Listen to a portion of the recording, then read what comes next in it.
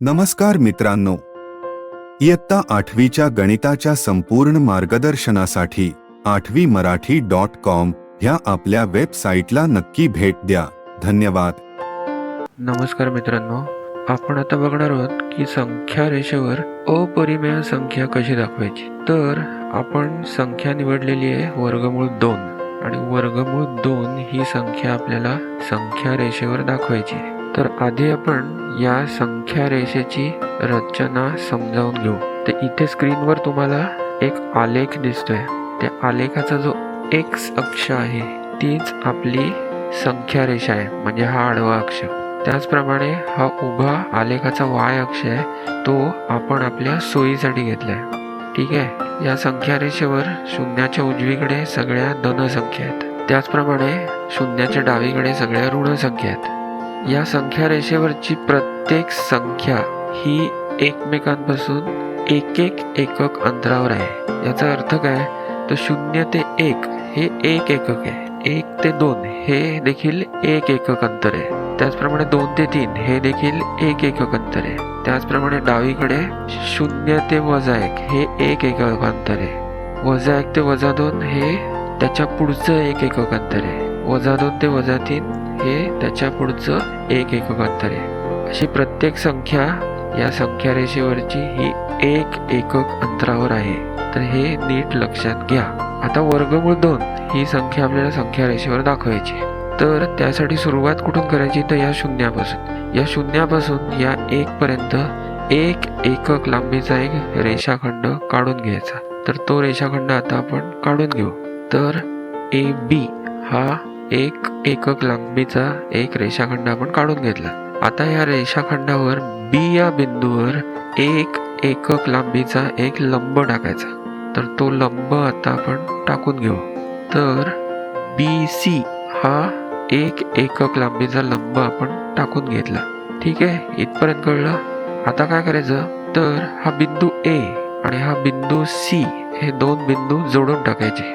तर आपण A पासून C पर्यंत एक रेषाखंड काढून घेऊ.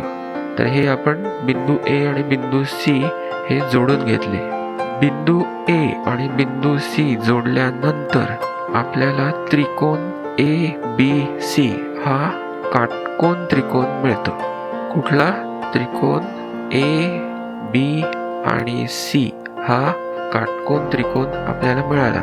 याचा कोन ABC हा काटकोन आहे किंवा 90 अंशाचा कोन आहे, आणि म्हणून या कोनाच्या बरोबर समोरची जी बाजू आहे, बाजू AC, ती म्हणजे या काटकोन त्रिकोणाचा कर्ण आहे. हे लक्षात ठेवा. आता इथे लक्षात घ्या की त्रिकोण ABC ची बाजू AB ही जी बाजू आहे ही 1 एकक लांबीची आहे. आपण 0 ते 1 हे अंतर घेतले.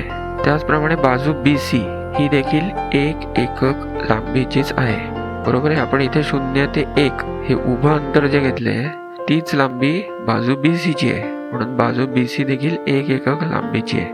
आता आपल्याला त्यामुळे बाजू AB आणि बाजू BC या दोन बाजूंची लांबी माहिती आहे. तर या दोन बाजूंची लांबी वापरून आपल्याला बाजू AC ची लांबी काढून घ्यायची आहे. म्हणजेच काय, तर या त्रिकोणाच्या कर्णाची लांबी आपल्याला काढून घ्यायची आहे. तर आता आपण पायथागोरसचा सिद्धांत वापरून कर्ण AC ची लांबी काढणार आहोत. आता पायथागोरसचा सिद्धांत काय आहे, तर काटकोन त्रिकोणाच्या कर्णाच्या लांबीचा वर्ग हा त्या त्रिकोणाच्या इतर दोन बाजूंच्या लांबीच्या वर्गाच्या बेरजेएवढा असतो. परत एकदा ऐका.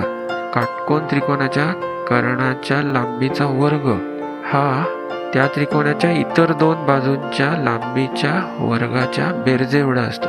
आलं लक्षात? म्हणून आपण इथे काय लिहून घेतले, कर्णाचा वर्ग बरोबर बाजू 1 चा वर्ग अधिक बाजू 2 चा वर्ग. म्हणून लेंग्थ ऑफ AC चा वर्ग बरोबर लेंग्थ ऑफ AB चा वर्ग अधिक लेंग्थ ऑफ BC चा वर्ग. बरोबर आहे. आता लेंग्थ ऑफ AB चा वर्ग म्हणजे काय, लेंग्थ ऑफ AB म्हणजे किती, AB ची लांबी किती आहे 1, BC ची लांबी किती आहे ती पण 1 आहे. म्हणून लेंग्थ ऑफ AC चा वर्ग बरोबर 1 चा वर्ग अधिक 1 चा वर्ग. 1 चा वर्ग किती असतो 1, म्हणून लेंग्थ ऑफ AC चा वर्ग बरोबर 1 अधिक 1 म्हणून लेंग्थ ऑफ AC चा वर्ग किती 2. आता आपल्याला काय काढायचंय, लेंग्थ ऑफ AC काढायचंय. म्हणून आपल्याला लेंग्थ ऑफ AC च्या वर्गाचं वर्गमूळ घ्यावं लागणार आहे. आणि आपल्याला माहिती आहे की कुठलंही समीकरण सोडवताना जी गणितीय क्रिया तुम्ही डाव्या बाजूवर करता तीच गणितीय क्रिया तुम्हाला उजव्या बाजूला करावी लागते. म्हणून आपण लेंग्थ ऑफ AC चा वर्ग बरोबर 2 या समीकरणाच्या दोन्ही बाजूचं वर्गमूळ घेतले आणि त्यामुळे वर्गमूळ लेंग्थ AC चा वर्ग बरोबर वर्गमूळ 2. आता लेंग्थ AC चा वर्ग त्याचं वर्गमूळ म्हणजे काय, लेंग्थ ऑफ AC बरोबर. याचा अर्थ काय, तर कर्ण AC ची लांबी किती झाली, वर्गमूळ 2. आलं लक्षात. आता आपल्याला त्रिकोण ABC च्या कर्णाची लांबी मिळालेली आहे, ती किती आहे, वर्गमूळ 2, जी इथे आपण लिहून घेतली आहे. म्हणजेच काय, तर बाजू AC ची लांबी किती, वर्गमूळ 2. तर वर्गमूळ 2 ही संख्या आपल्याला या संख्या रेषेवर दाखवायची बरोबर आहे. तर त्यासाठी काय करायचं, केंद्र A आणि त्रिज्या AC म्हणजेच त्या त्रिकोणाचा कर्ण एवढी त्रिज्या घेऊन एक वर्तुळ काढायचं. ते आपण इथे असं काढून घेऊ. परत एकदा बघा आपण काय केलं, केंद्र A आणि त्रिज्या AC म्हणजे त्या त्रिकोणाचा कर्ण एवढ्या मापाचं एक वर्तुळ काढून घेतलं. ते वर्तुळ संख्या रेषेवर धन बाजूला या बिंदूत छेदते, ज्याला आपण D नाव देऊ. तेच वर्तुळ संख्या रेषेच्या ऋण बाजूला इकडे छेदते, त्याला आपण E नाव दिलं. ठीक आहे. याचाच अर्थ काय, तर बिंदू D हा वर्गमूळ 2 ही संख्या दर्शवतो आणि बिंदू E हा ऋण वर्गमूळ 2 किंवा वजा वर्गमूळ 2 ही संख्या दर्शवतो. तर अशा प्रकारे आपण अपरिमेय संख्या वर्गमूळ 2 ही संख्या रेषेवर दर्शवू शकतो. आपण परत एकदा बघू की आपण काय केलं. ठीक आहे. तर आपल्याला अपरिमेय संख्या वर्गमूळ 2 ही संख्या रेषेवर दाखवायची होती. त्यासाठी आपण काय केलं, तर पहिल्यांदा 1 एकक लांबीचा AB हा रेषाखंड काढून घेतला. त्याच्यानंतर 1 एकक लांबीचा CB हा एक लंब त्या रेषाखंडावर टाकला. त्यानंतर बिंदू A आणि बिंदू C हे आपण एका रेषाखंडाने जोडून टाकले. त्यामुळे आपल्याला त्रिकोण ABC हा त्रिकोण मिळाला.